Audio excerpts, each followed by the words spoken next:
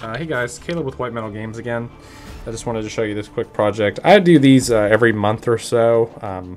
I buy a lot of Star Wars Accolades for my Dominatrix conversion I do on custom order. And a lot of times people sell them with a Reek or a Nexu, so I had to figure out something to do with all these Reeks I was accumulating. So this is what I came up with.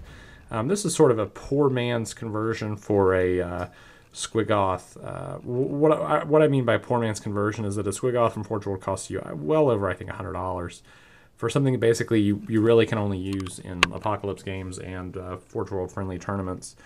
So rather than shell out $100, we wanted to find a way to do it a little bit cheaper. This you can do probably for half of that, assuming you have the basic bits on hand.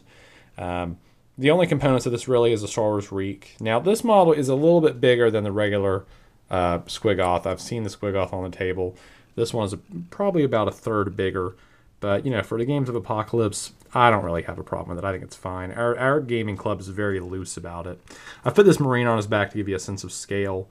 The Orc Cannon comes from an Orc Battle Wagon sprue, which you can get on the GW website for about $13. And then all these little bits are on that sprue, like the things I'm using to hold his bitten bridle here. These square bits, which I use quite a few of, are from a hexagon kit from Pegasus Hobbies. These are actually part of the Death Roller from the same sprue I mentioned before. And then I use some chain bits like you see here. This is just jeweler's chain. You just cut it into the lengths you need. And then this is just some plasticard here, and on the other side of the model I used some more plasticard. This model has been lightly primed because I'm going to sell it on eBay, and I like models to look at uniform color when I put them up for sale so buyers can kind of imagine their own color scheme.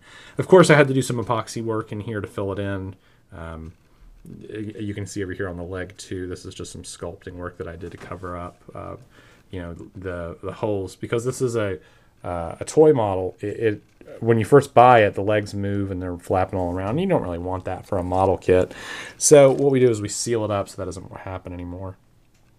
Bits of the color are poking through, but that's okay because it's just primed, and once you get your Army's color scheme on there, it's not going to matter much. I'll pull the Marine off of here so you can get a sense of how big the top of this is. You know, not much. It's big enough to hold a few models, maybe three boys, 4 boys if you really crunch them. It's not primarily a transport vehicle. Primarily, it's just a way to lob this thing into battle, get a cheap gargantuan creature on the table for an orc army, which is a lot of fun because they can do stop attacks and such. And we had a couple of these in an Apocalypse game we played a few months ago. It was fantastic, and they're just fun to see on the table.